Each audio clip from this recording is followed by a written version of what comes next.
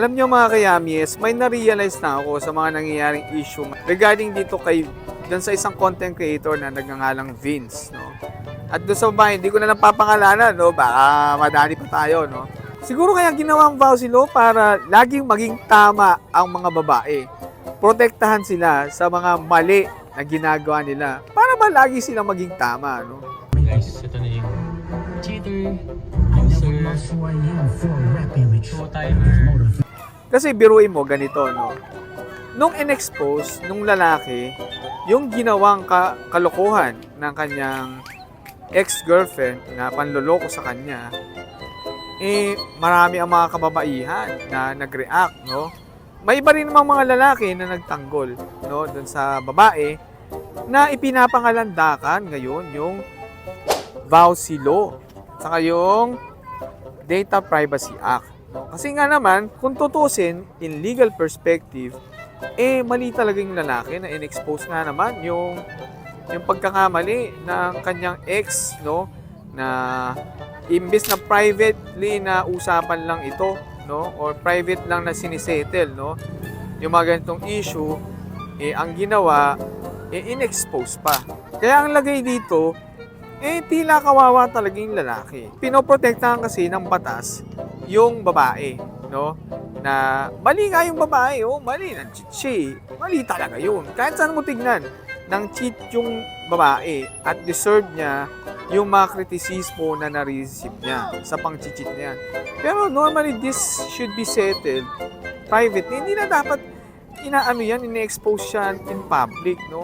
Etong mga babae ngayon dito sa social media na pinagtatanggol tong babaeng ng cheat, sila din yung mga klase ng babae na ayaw sa cheater, no? Ayaw sa cheater, pero kapag kapwa nila babae yung nang-cheat, nako, sandamakmak na depensa ang gagawin, no? Gaya ng, di na dapat ini-expose yan kasi private life yan. Which is tama naman, no? Dapat kasuhan yung lalaki kasi in-expose niya yung panloloko ng kanyang kasintahang babae, no? You know, double standard ang lagay, ano? Kapag yung lalaki ang naargabyado, okay lang na mag-post yung babae sa social media ng ginawang pang-cheat ng lalaki, no?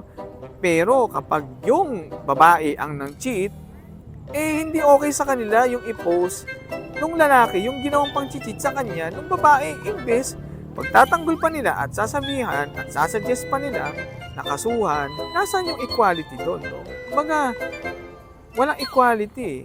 Ang cheating kasi, nagagawa naman ng both sides yan, no? Mapababae man, mapalalaki. Kung mang-cheat ka, sana carbide ka. No? Ganun, no? Kumbaga, kung sino yung na-cheat, dapat makipagsimpatya tayo dun sa taong niloko, inargabyado, no? Hindi yung tipo pagtatanggol mo pa, na kesyo ganyan, may batas na ganito, ganyan. Pero nang cheat, no? Pag sila ang nang-cheat, no, may poprotect ang batas sa kanila para hindi ma-expose yung kanilang pang-cheat. Pero pag ang lalaki ang nang-cheat, walang batas na magpoprotekta sa kanila, so okay lang i-expose yung pang-cheat ng lalaki. Which is both dapat privately sinesettle, no?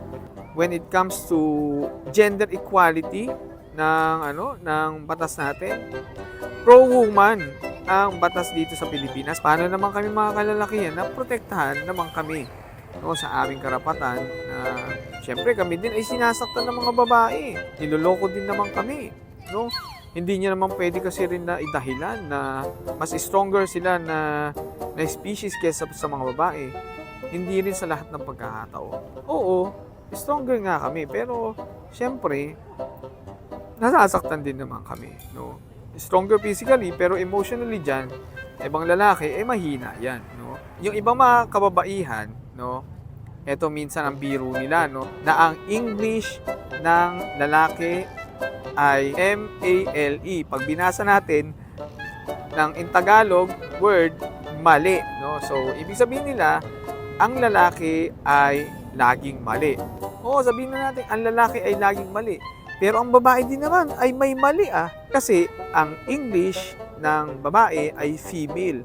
So, when we spell it, F-E-M-A-L-E. So, ibig sabihin lang yan, may mali din sila.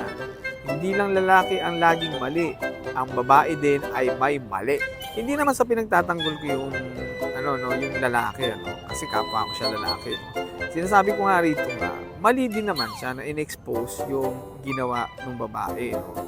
Pero sana magkaroon din kumbaga ng equal na karapatan na kung ang mga tao sa social media ay galit sa cheater, hindi dapat tayo nagdo-double standard na kapag kapwa natin babae ng cheat, ipagtatanggol, ipapalabas yung kung ano-anong mga batas dyan, Hindi dapat ganun, Kung ano yung pamantayan nyo sa kapwa nyo gender ng mga babae, sana ganun din ang pamantayan ninyo sa ibang gender. Cheating is universal. Gusto na kayo hagla. Sana all.